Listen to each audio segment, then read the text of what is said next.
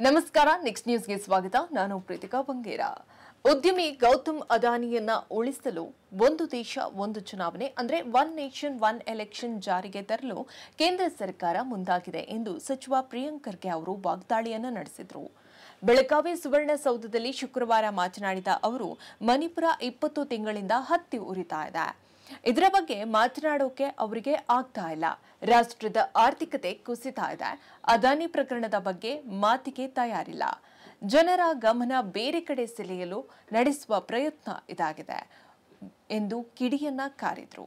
One nation one election ತಯಾರಿಯಾಗಬೇಕು. ಸಂವಿಧಾನದಲ್ಲಿ ಕೆಲವು ಬದಲಾವಣೆಯನ್ನ ತರಬೇಕು. ತಾಂತ್ರಿಕವಾಗಿ ಇದಕ್ಕೆ ಸಿದ್ಧರಿದ್ದೀರಾ? ಇದೆಲ್ಲವೂ ಕೂಡ ಮಾಡಬೇಕು. ರಾತ್ರಿ ವೇಳೆ ಮೋದಿ ಕನಸನ್ನ ಕಾಣ್ತಾರೆ. ಆ ಕನಸು ನನಸು ಮಾಡೋಕೆ ಸಚಿವರು ಹೋರಾಡ್ತಾರೆ ಎಂದು ಆಕ್ರೋಶವನ್ನ ವ್ಯಕ್ತಪಡಿಸಿದರು. ಇದಕ್ಕೆ ಪ್ರಾದೇಶಿಕ ಪಕ್ಷಗಳ ಅನುಮತಿ ಪಡೆದ್ರ? ಅದಾನಿ ಒಬ್ಬರನ್ನ ಉಳಿಸೋಕೆ ಇದನ್ನ ತಂದಿದ್ದಾರೆ ಎಂದು ಹರಿಹಾಯ್ದ್ರು. ವಕ್ಫ್ ವಿವಾದದ ಬಗ್ಗೆ ಸದನದಲ್ಲಿ ಪ್ರಸ್ತಾಪಿಸಿರುವ ವಿಚಾರವಾಗಿ ಮಾತನಾಡಿ, ಬಿಜೆಪಿ ಅವರು ಸುಳ್ಳಿನ ಕಂತೆಯನ್ನ ಇವತ್ತು ಪ್ರಸ್ತಾಪ ಮಾಡಿದ್ದಾರೆ. ಹಾವೇರಿ ಪ್ರಕರಣದ ಬಗ್ಗೆ ಸುಳ್ಳನ್ನ ಹೇಳ್ತಾರೆ. ಯಾವ ರೈತರಿಗೆ, ದೇವಾಲಯಗಳಿಗೆ ಇದು ಅನ್ಯಾಯ ಆಗೋದಿಲ್ಲ.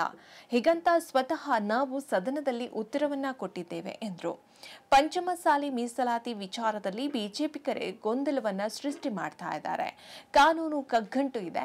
ಇವರು ಹಿಂದೆ ಮಾಡಿದ್ದು ಎಲ್ಲರಿಗೂ ಗೊತ್ತಿದೆ. ಕಾನೂನು ವಿಚಾರ ಕುರಿತಾಗಿ ಮಾತನಾಡಲು ಅವರು ಸಿದ್ಧರಿಲ್ಲ. ಯತ್ನಾಳ್ ಚಕ್ರತೀರ್ಥ ಅವರು ಬಸವಣ್ಣ ಅವರ ಬಗ್ಗೆ ಅವಹೇಳನವಾಗಿ ಮಾತನಾಡಿದ್ದಾರೆ. ಈ ವೇಳೆ ಯಾವ ಒಬ್ಬ ಬಿಜೆಪಿ ನಾಯಕರು ಕೂಡ ವಿರೋಧಿಸಿಲ್ಲ. ಇಂಥವರು ನಿನ್ನೆ ಬಸವಣ್ಣನವರ ಬಗ್ಗೆ ಮಾತನಾಡ್ತಾರೆ ಎಂದು ವಾಗ್ದಾಳಿಯನ್ನ ನಡೆಸಿದ್ರು. ಹೆಚ್ಚಿನ ಅಪ್ಡೇಟ್ಗಾಗಿ ನೋಡ್ತಾ ಇರಿ ನೆಕ್ಸ್ಟ್ ನ್ಯೂಸ್ ಕನ್ನಡ. ವಂದನೆಗಳು.